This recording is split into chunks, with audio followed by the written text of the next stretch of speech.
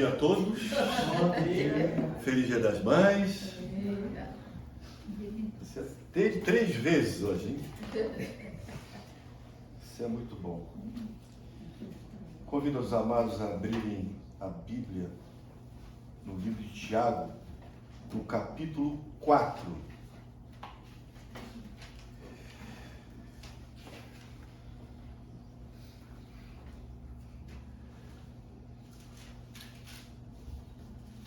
Tiago tem sido uma boa experiência na minha vida, pelos seus ensinamentos, e é um livro extremamente direcionado à igreja. Você que acompanhou as pregações de Tiago, você pode ter observado isso. É um livro muito duro, no sentido que ele vem falando, vem apontando a igreja, vem mostrando à igreja o procedimento, como a igreja deve andar. Essa carta foi escrita, como ele diz mesmo, as 12 tribos dispersas entre as nações. Na verdade são judeus convertidos, cristãos, né? E é uma carta que lhe custou a vida, acredito, até mesmo pela sua maneira de falar, de enfrentar, de poder pregar a palavra, e realmente para que haja mudança. Ele mesmo fala que aquelas pessoas não deviam somente ser ouvintes, mas que devem praticar o que ouvem. E se a gente observar isso, é algo que muitas vezes nós cansamos, já escutamos esse faça o que eu falo, mas não faça o que eu faço. Isso não é bíblico, né? Mas é mais ou menos isso que muitas vezes a gente vive, né? A Rita Lee, numa das suas músicas, ela falou para pedir silêncio eu peço, para fazer barulho eu mesmo faço. Então a gente tem que ter esse entendimento de colocar em prática tudo que nós temos aprendido. Nós temos agora aprendemos em Romanos, não é uma carta também fácil de digerir. Agora estamos vendo em Efésios também, é outra carta que não é fácil. E Tiago também, de igual forma, não é uma carta simples, ela é muito complexa. E esse capítulo 4, a gente vai perceber que existe frases que volta e meia a gente escuta, e talvez nem todos reconheçam onde está o endereço. Está exatamente em Tiago 4. E vocês vão perceber que nós vamos falar algo que vai estar escrito nesse capítulo, e você vai identificar: eu já escutei isso aí, mas nem imaginava que estava escrito em Tiago. Muitas vezes se confunde até com as palavras de Jesus, seu irmão, da maneira que ele vai trazendo essa mensagem, né? Então vamos ler do versículo 1 até o versículo 12. Mas nós vamos hoje apenas estudar, vamos ver apenas do versículo 1 até o 5, pela complexidade do que ele trata nesse capítulo. Então vamos ler juntos, tá? Todos já abriram em Tiago? Então vamos lá. De onde vêm as guerras e as contendas que há entre vocês? Não vêm das paixões que guerreiam dentro de vocês? Vocês cobiçam coisas, mas não têm. Matam, invejam, mas não conseguem obter o que desejam. Vocês vivem a lutar e fazer guerras, mas não têm porque não pedem. Quando pedem, não recebem, pois pedem por motivos errados para gastar em seus prazeres. Adúlteros, vocês não sabem que a amizade do mundo é inimizade com Deus? Quem quer ser amigo do mundo faz inimigo de Deus. Ou vocês acham que é sem razão que a Escritura diz que o Espírito que Ele fez habitar em todos nós tem fortes ciúmes? Mas Ele nos concede graça maior, pois por isso diz a Escritura: Deus se opõe aos orgulhosos, mas concede graça aos humildes.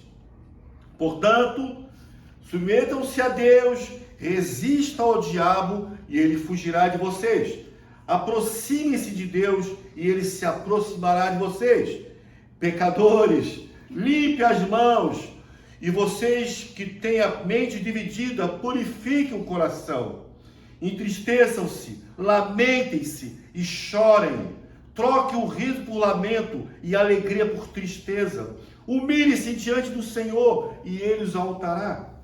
Irmãos, não falem mal uns dos outros. Quem fala contra o seu irmão ou julga o seu irmão, fala contra a lei e a julga.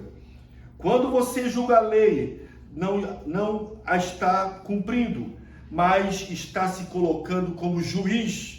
Apenas um legislador e juiz, aquele que pode salvar e destruir. Mas quem é você para julgar o seu próximo? Pai eterno, colocamos diante de Ti, Pai, esse culto de hoje, Pai. Pedimos que, de alguma maneira, possamos ser entendidos, Pai, e entendermos a mensagem que Tiago trouxe a cada um de nós. Abre nossos corações, que o Teu Espírito possa nos convencer e que possamos sair daqui mais uma vez, não como ouvintes, mas como praticantes da Tua Palavra. É em nome de Jesus Cristo que nós oramos. Amém. Amém. Então vamos lá. Versículo 1 até o 3, que vai falar de onde vêm as guerras e contendas que há entre vocês. Não vem de paixões que guerreiam dentro de vocês? Vocês cobiçam coisas, mas não as têm. Matam, invejam, mas não conseguem obter o que desejam. Vocês vivem a lutar e fazer guerras. Não têm porque não pedem. E quando pedem, não recebem. Pois pedem por motivos errados, para gastar em seus prazeres. Aqui Tiago já começa com uma pergunta desconcertante. Da onde vem a guerra e as contendas que há entre vocês? Na verdade, essa guerra aqui não é uma guerra militar, tá? Não é, ele fala sobre guerra, que é algo que é a guerra interna, entre eu e eu mesmo. Então, Tiago, com essa pergunta desconcertante, e principalmente pelo fato que essa pergunta está sendo feita para quem? Para a igreja. Essa pergunta está sendo feita para a igreja. Pergunta feita para crente, que pertence ao mesmo corpo. E a indagação dele é como essa igreja, que se diz igreja do Senhor, pode ter problemas, guerras e contendas em seu meio. Essa é a maneira que Tiago está chamando a atenção da igreja. Gente, nós somos uma igreja, nós somos um corpo. Mas como é que esse corpo está guerreando contra ele mesmo? Como é que esse corpo está tendo contendas? Como é que esse corpo está tendo dificuldades de se relacionar?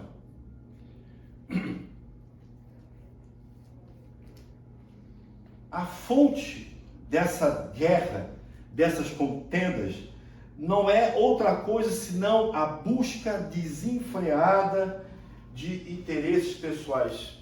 A gente tem falado isso o tempo todo. A grande dificuldade do homem é que o homem hoje se torna, eu estou falando generalizando, tá? Mas nós nos tornamos pessoas individualistas. Se eu estou bem, está ótimo. Muitas vezes o homem não se preocupa com o próximo. Mas Tiago, ele já havia apontado essa guerra interna, quando ele falou sobre a guerra de classes dentro da igreja. Lembra no capítulo 2? Os ricos recebiam atenção e os pobres eram desprezados. Mas Tiago também já havia alertado no capítulo 1, quando ele fala que os crentes estavam ferindo uns aos outros com a língua e com temperamento descontrolado. Então, na verdade, Tiago está falando dessa guerra, dessas contendas, desde o início da sua carta. Falando da dificuldade que a igreja passa, ou seja, nós somos a igreja, a dificuldade que o corpo passa, diante de circunstâncias, diante que nós vamos observar aqui, que a fonte de todas as guerras estão dentro do próprio coração. E nós vamos ver que essas motivações erradas, elas levam a ações erradas. Então a gente percebe que o egoísmo, a inveja, essas são as fontes do pecado, que é pecado. Como eu falei, nós vivemos um tempo onde o que importa é eu ser feliz. Nós vimos na semana passada que é muito fácil eu falar que Deus te abençoe e vou para minha casa. Não vimos isso? É muito fácil. Muito fácil nós falarmos que o Senhor te ajuda. Até mesmo às vezes falamos, nós vamos orar pela sua vida. E muitas vezes passa batido. Eu falo isso porque é algo que nós temos que prestar muita atenção. Prestar muita atenção da nossa vida cristã como crente. Nós somos observados, nós temos que ter esse cuidado de revelar Cristo. Nós temos que revelar Cristo em nossas ações. Não é só aqui, não é só pregando, não é só cantando, é no meu dia a dia, eu tenho que revelar Cristo. Eu tenho que mostrar meu contentamento com a igreja. Então, Tiago fala que os desejos errados levam a ações erradas. No versículo 2, ele vai falar o seguinte: vocês cobiçam coisas que já não têm, matam, invejam, mas não conseguem obter o que desejam. Vocês vivem a lutar e fazer guerras. Novamente, se nós olharmos no dicionário o que significa cobiça, é o desejo ardente de possuir ou conseguir alguma coisa que geralmente pertence a outro. Percebeu que é muito parecido com inveja? A cobiça e a inveja, elas andam juntas, de mãos dadas. É praticamente a mesma definição. Então, essa motivação de desejar algo errado leva uma busca de Deus totalmente equivocada. Porque logo em seguida eu vou falar, pede e não recebe.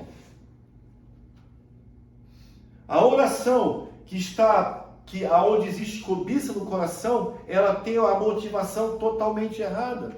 Porque você pede coisas para gastar em seus prazeres. A gente tem ouvido bastante sobre essas coisas, sobre o que nós pedimos a Deus.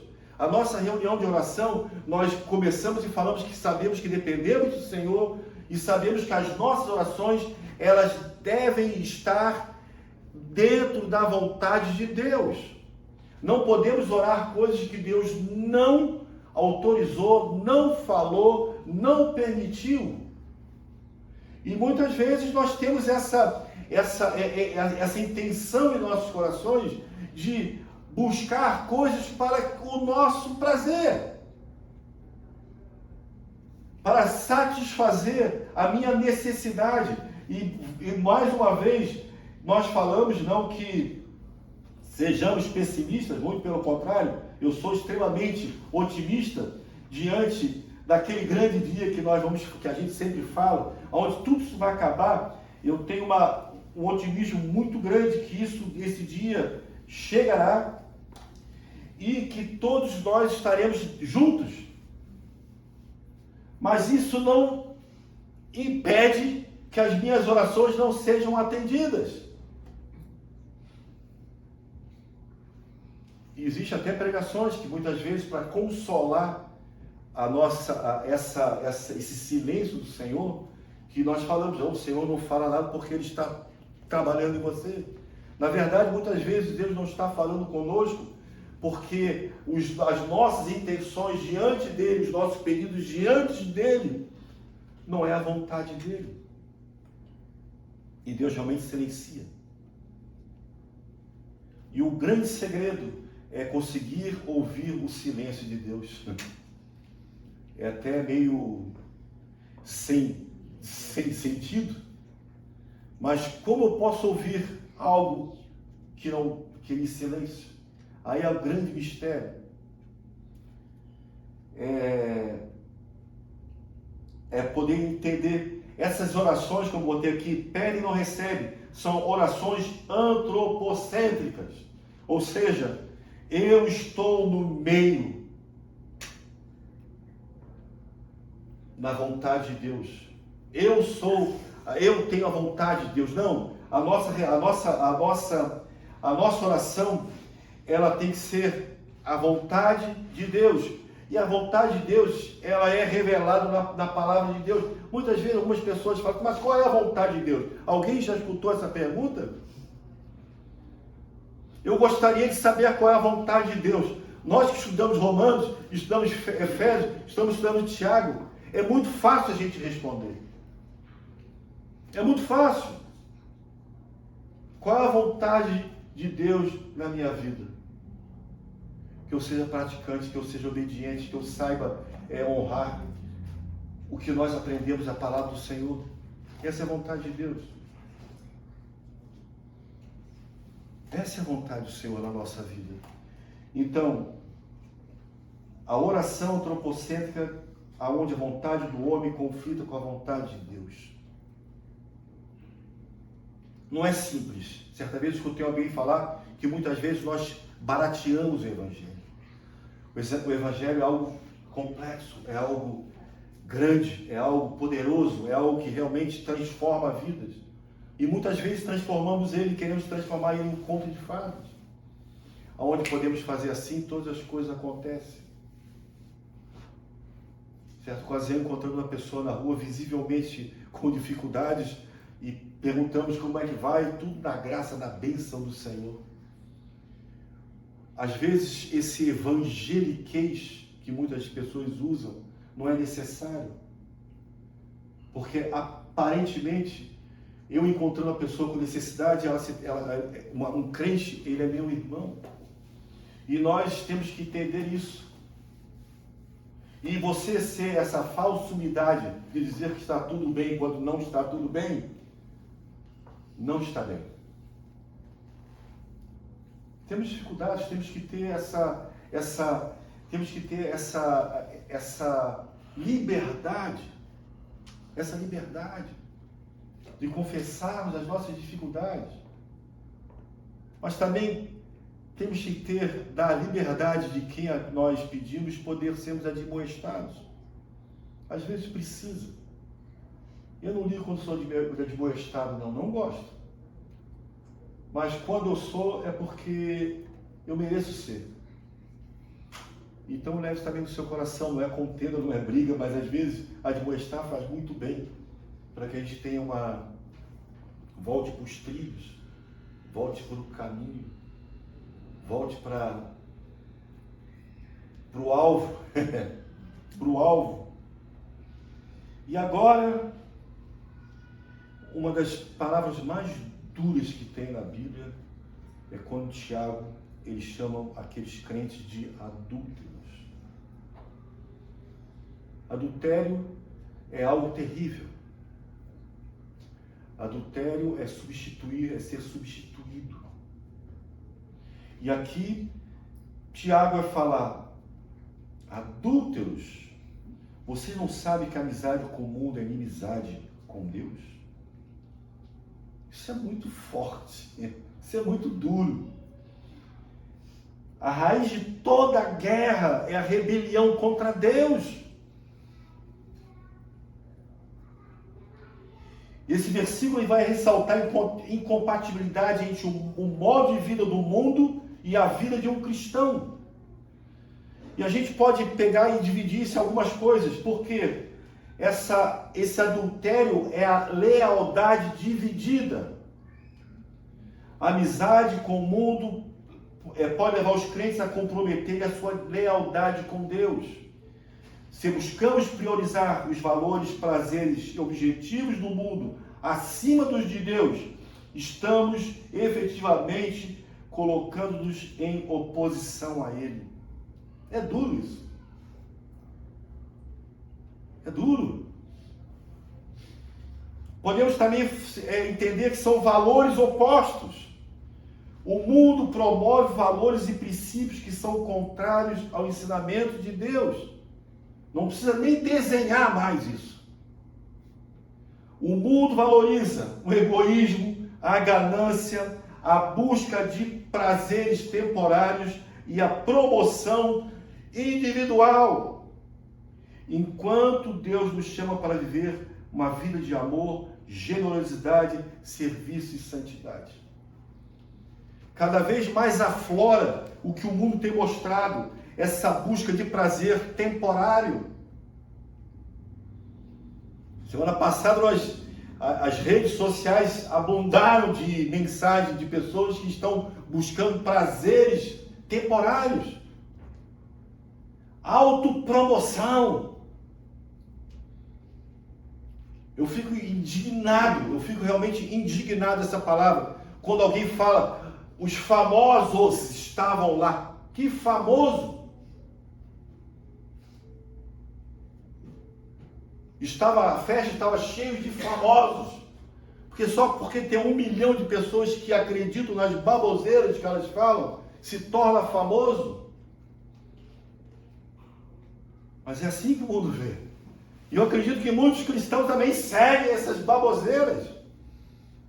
Curtem essas baboseiras. Ah, mas ele tem 10 mil de seguidores. Não interessa. Isso, na verdade, é colocar Deus em segundo plano. Quando você olha para alguma coisa assim, você está substituindo a maravilha de Deus. Ele é o único famoso. A Ele que nós devemos temer. Depois nós olhamos que essa identificação com o mundo, quando nos tornamos muito envolvidos com as práticas e padrões do mundo, corremos o risco de nos conformarmos com os seus valores e padrões.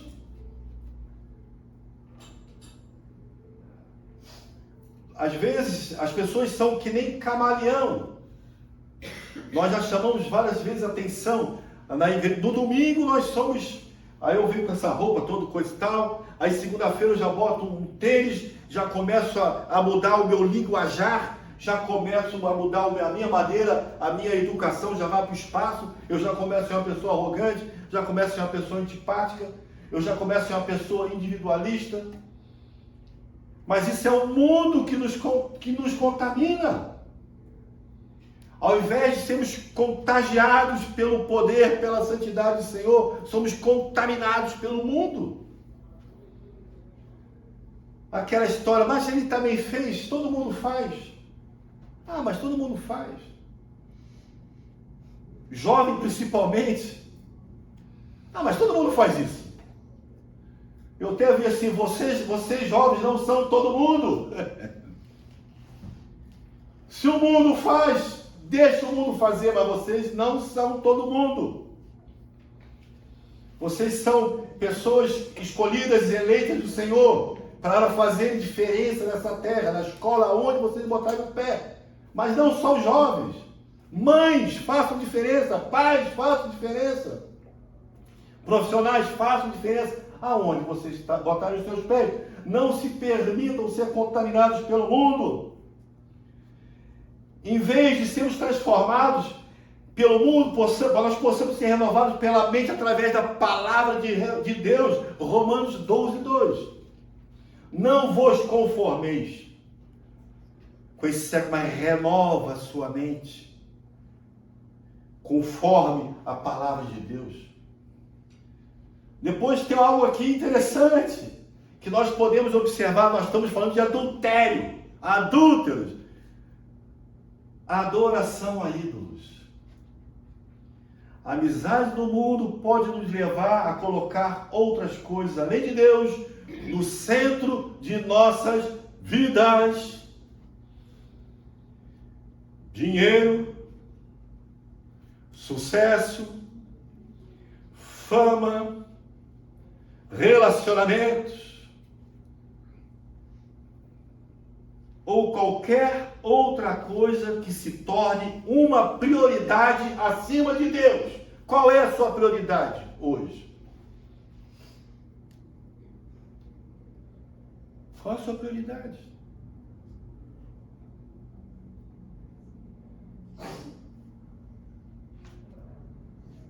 Percebam como é.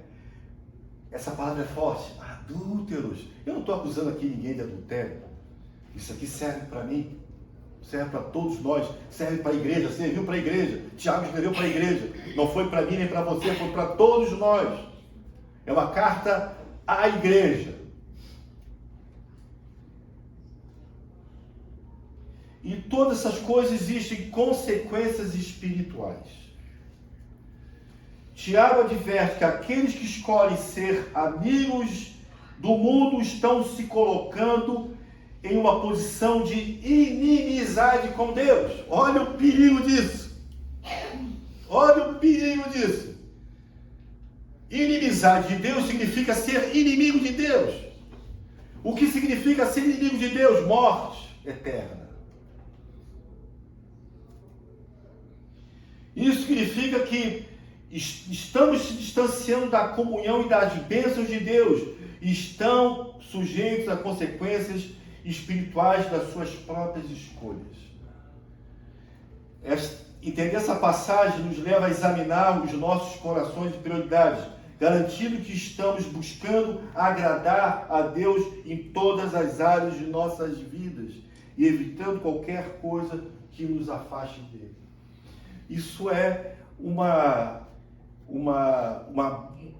é que se diz? Um autocontrole de todas as coisas que nós fazemos.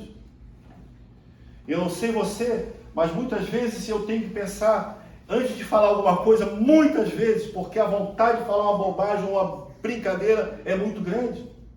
E nós temos que nos controlar. E é assim que funciona. Examinarmos os nossos corações. Já vai falar sobre, logo em seguida, depois ele vai falar sobre a mão limpa, um coração puro. E no versículo 5 ele vai falar: ou vocês acham que é sem razão que a Escritura diz que o Espírito que ele fez habitar em nós tem forte ciúmes? O ciúme de Deus não deve ser confundido com o ciúme humano, que é egoísta. Não estou dizendo que, na verdade, ele não aconteça. Mas muitas vezes é uma forma de agir egoísta. A expressão do amor intenso de Deus para cada um de nós. Ele nos amou tanto que deseja a nossa completa dedicação e fidelidade a Ele. Ele nos amou de tal maneira que Ele entregou o seu Filho para morrer em nosso lugar. João 3,16. Enviou o seu Filho para todo aquele que nele crê, não pereça, mas seja a vida eterna, tenha a vida eterna. Interessante, para isso acontecer, ele teve que morrer. E detalhe, ele morreu por mim e por você. Quem devia estar crucificado lá éramos nós. Nós teríamos aqui algumas cruzes para ser todo mundo crucificado, mas ele fez isso por nós. Esse é o amor de Deus. E ele fala que ele tem ciúme de quem substitui esse amor por alguma outra coisa.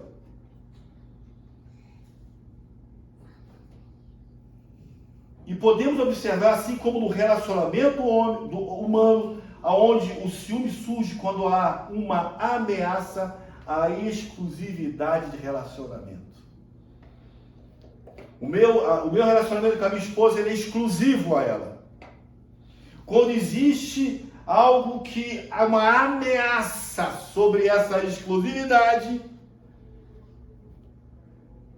surge uma dificuldade, surge um problema. Deus deseja que o nosso compromisso seja exclusivo com Ele. Ele não quer que nós voltemos para outras fontes de segurança. Ele é suficiente, não existe outro, não existe nada que substitua o amor de Deus na sua vida ou qualquer outra coisa. Deus é suficiente na nossa vida, não precisamos de mais nada. Ele é tudo. Quando perguntaram, quando Paul Washer, ele falou, você já deve ter escutado essa frase que ele falou, que Deus não é tudo o que eu tenho. Ele é a única. Ele é a única coisa que possuímos, é o Senhor. E esse Senhor que está ao nosso favor, conforme a vontade dele. Mas ele está. Hoje o Rodrigo acabou de falar sobre as promessas do Senhor que trouxe diante de algo que aparentemente era impossível. Mas ele tornou possível.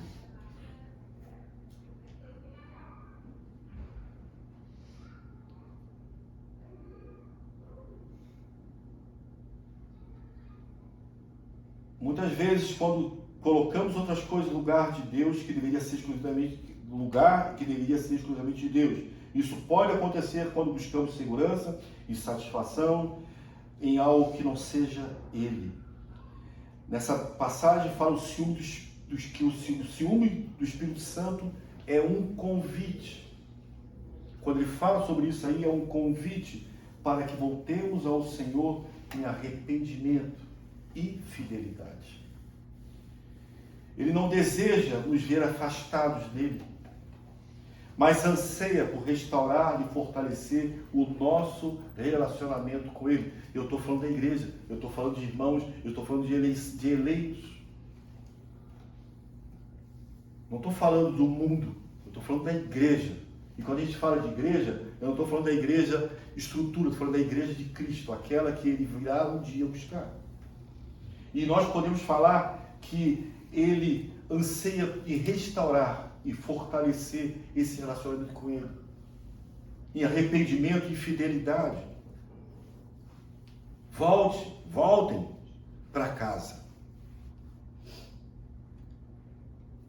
E isto é uma lembrança do profundo amor de Deus para conosco, bem como a importância de mantermos nossa fidelidade a Ele em todos os aspectos de nossa vida.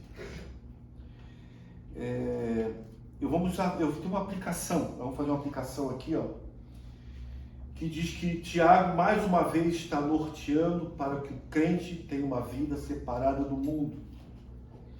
Existe uma oração que está na Bíblia, lá em João 17, 13, 19, que é Jesus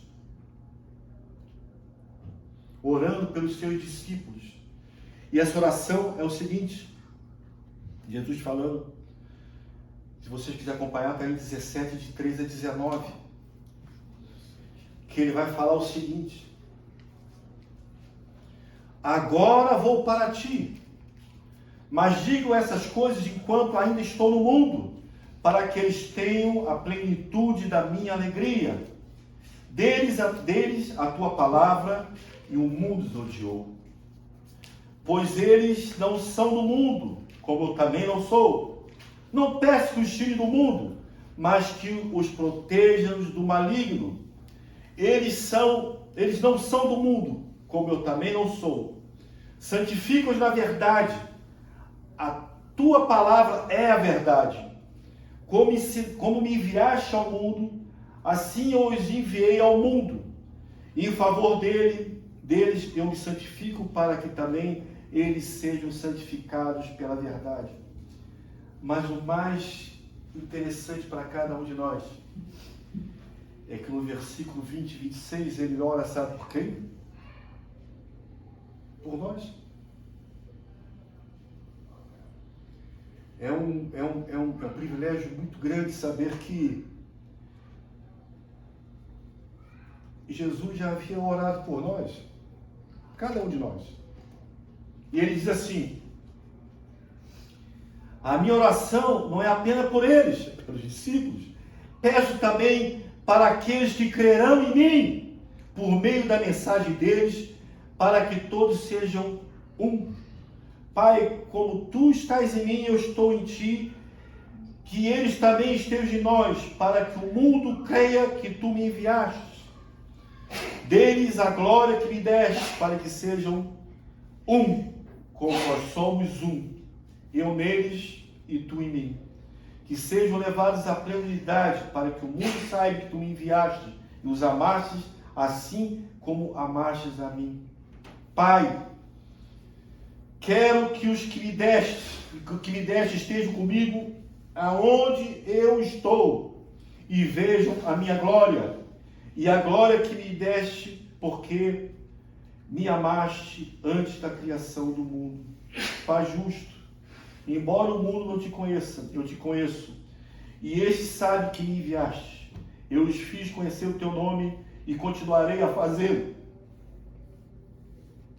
a fim de que o amor que tens por mim esteja neles e eu neles esteja. Que maravilha, né? Saber que o Senhor orou por cada um de nós, os que creem. É sensacional poder saber que desse amor que nós recebemos, e é desse amor que Tiago, ele está nos alertando. Preste atenção, vocês são amados. Talvez existam pessoas que não consigam entender amor, talvez são pessoas que são rejeitadas, pessoas que não tiveram uma mãe ou um pai, ou um amigo, rejeitados desde sempre. Mas isso não importa, alegrai-vos, porque nós temos um Deus que nos amou de tal maneira que Ele morreu em nosso lugar. E isso é suficiente para você. A própria palavra diz que um pai ou a mãe pode te abandonar, mas Ele jamais abandonaria. Nos abandonaria. Nós não somos órfãos, muito pelo contrário. Nós somos cuidados. E Tiago alerta sobre isso. Não substitua o Senhor por qualquer outra coisa. Não troque, não ponha em risco a sua salvação. Não ponha em risco a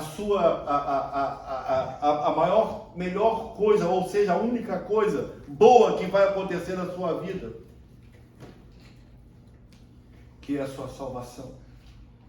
Isso serve para a igreja, isso serve para cada um de nós, que possamos viver uma vida não somente uma vida de aparência, mas uma vida verdadeiramente onde somos reconhecidos como pessoas diferentes, pessoas que realmente praticamos a palavra, que tememos ao Senhor, que não somos adultos, muito pelo contrário, somos fiéis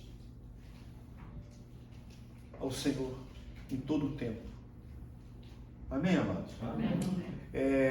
Ainda bem que, como nós pregamos positivamente, essa palavra não é endereçada, não é aquela palavra que a gente manda endereço para alguém da igreja. Essa palavra serve para a igreja, não fui eu que escrevi, quem escreveu foi Tiago.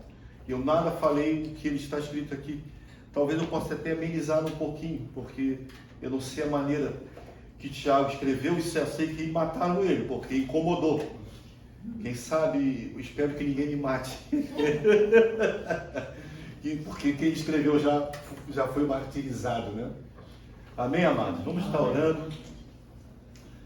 Pai eterno, nós te louvamos, agradecemos, Pai, pela tua palavra, pelo teu ensino, Senhor. Mais uma vez nós falamos, Senhor, que nós possamos, como que o teu Espírito possa nos convencer, Pai, que sejamos praticantes da tua palavra, Senhor. Pai, sabemos que somos pessoas difíceis, Senhor. Sabemos que somos pessoas muitas vezes incontroláveis. Nós pedimos em nome de Jesus, controla-nos, Senhor, com o teu Espírito Santo, para que possamos ser sal e luz nesse mundo, Pai, para que possamos proclamar o teu amor, Pai, para que possamos falar para aqueles que dormem ainda, Pai, para que eles possam despertar para a eternidade, Pai. E nós oramos, Pai, essa manhã, oramos por todas as mães, Senhor, abençoa, Senhor, esse dia, e que elas possam ter um dia maravilhoso, Pai. É em nome de Jesus que nós oramos. Amém, amém e amém.